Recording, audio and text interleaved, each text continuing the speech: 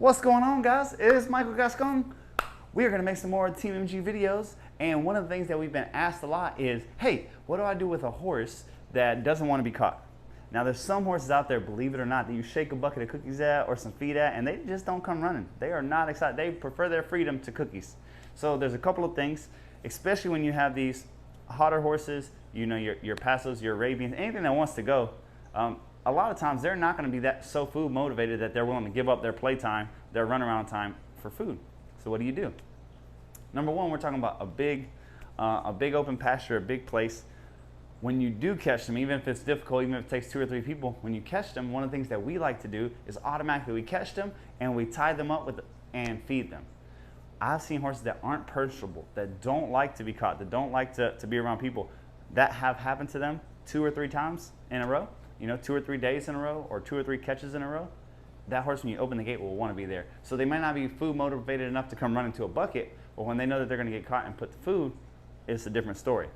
The next thing, the thing that I would prefer for you to do is, you're obviously a Team MG member, so good job and thank you. We really appreciate you. The thing I want you to do is go to our library and go to the Liberty sessions that you have access to. I don't have a Liberty horse on this property that's not easy to catch. Even horses that aren't personable, even horses that aren't cuddly, that don't like to be caught. Once they learn Liberty, they find out that being with you is where the release is at, and that's where they want to be. The same horses that really didn't want to have anything to do with people, when you would turn them out in the pasture, when you would turn them in a turnout, they would just go run around and doing whatever they want. When you open the gate, they're right there. Hello, because they know that's where the release is at. So go through our Liberty program.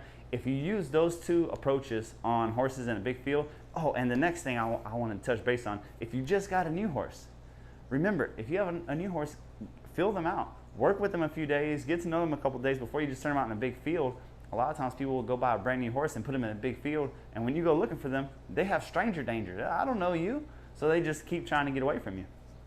Like some weirdo, some stranger coming up to them in the field. Don't do that. Get to know them a little bit. If you have to, put up a temporary paneling or some hot wire, whatever you need to get to know them, and then look to do that Liberty. Look to feed them whenever you catch. If you do those things, you'll have that horse that whenever you open the gate, they're going to be right there to be caught. Guys, thank you so much for watching. Let me know how that helps you, and I'll see you in the next video.